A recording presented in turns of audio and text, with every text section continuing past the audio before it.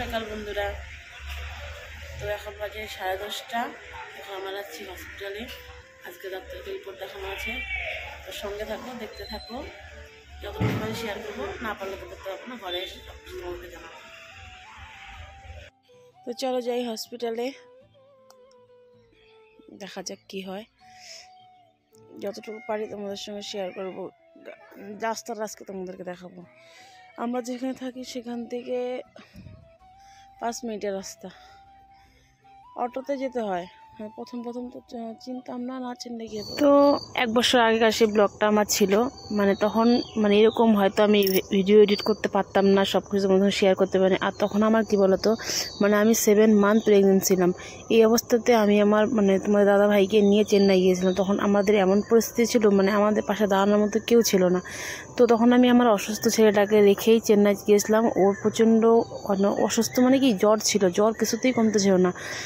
এত জ্বর কোনোভাবেই জ্বর কমে যায়, ব্লাড অনেকটা কমে যাচ্ছিলো। তখন চিন্তা ভাবনা করলাম যে না, আগে বাড়িতে এই দেখো, এই প্রেগনেন্ট অবস্থাতেই আমি এটা সিএমসি না সরি অ্যাপোলোর বাইরে একটা ফটো উঠিয়েছিলাম। আর আমি কি বলতো, তখন আমি ভয়ও পাচ্ছিলাম যে ভেতরে আমি ভিডিওগুলো করবো কি না করবো, যদি কেউ কিছু বলে।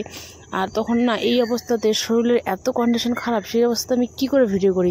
তো আমি বসেছিলাম, কিন্তু তবু আমি সাহস করে তোমার দাদাভাই, দেখো তোমার দাদাভাই এত ওয়েট ছিল, প্রায় ধরো 86 কেজি, সেখানে তোমার দাদার ওয়েট 57 কেজি হয়ে গেছে। তাহলে চিন্তা করো কীরকম পরিস্থিতি শরীরের। তো এই যে দেখো, আমরা এই দিদিটার সাথে এদের সাথে আমরা একসাথে চেন্নাই গেছিলাম। ওরা এর আগেও এসেছিলো, ওই জন্য আমরা ওদের সাথেই যাই। আমি ফার্স্ট টাইম চেন্নাই যাই, কিন্তু ছেলেকে নিয়ে তখন গিয়েছিলাম হচ্ছে ভেলোর সিএমসিতে। তো এই যে ইমার্জেন্সির সামনে তোমার দাদা ভাই যে সব ওষুধপাতি নিয়ে এলো, এটা লাস্টের দিন। তো আমি বললাম দাঁড়া একটা ফটো উঠাই।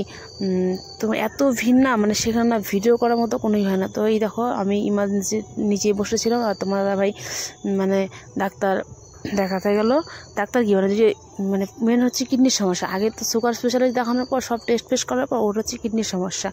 সেখান থেকে রেফার করে কিডনি ডাক্তারের কাছে রেফার করলো। পরে সেখান থেকে বাড়ি আসছে, আমাদের লজে আসছে। লজে এসে বলছে যে না, কিডনি ডাক্তারের কাছে রেফার করেছে, তো দেখানো যেতে হবে। তখন আমি বললাম যে ফটাফট চলো, রেডি হয়ে গিয়ে আগে যাই। তো এই দেখো, অটো করে যাচ্ছি। আমাদের এখান থেকে বললাম না 5 মিনিটের রাস্তা, হেঁটেই যাওয়া যায়, কিন্তু আমার শরীরটা ভালো না, তাই হেঁটে যাই না, অটোতেই যাই। তো আসার সময় একটু কম, সব কিছু সারা হয়ে গেলে না আস্তে আস্তে হাঁটা যায়, যাওয়ার সময় একটু তাড়াহুড়া লাগে। তো এই যে এটা হচ্ছে লাস্ট লুক। আমি বলছিলাম চলো একটু মেরিনা বিচ দেখতে যাবো। তো ওই মেরিনা বিচে গেলাম। যাই হোক, আমার মেয়ে আমার পেটে ছিল, সে সেই অবস্থাতে সে অনেক কিছু দেখলো, সুখ দুঃখ কষ্ট সব কিছু সহ্য করলো। তোমার দাদাভাই বলছিল ভালো করে দাঁড়া, ভেজা, তাই আমি রাগ হয়ে গেলাম। তাই তোমরা কিছু ভিডিওটা ভালো লাগলো লাইক কমেন্ট শেয়ার করে দিও। আর এর থেকে বেশি আমার কাছে ছিল না, বুঝলা, আমি অনেকটা ডিলেট করছি।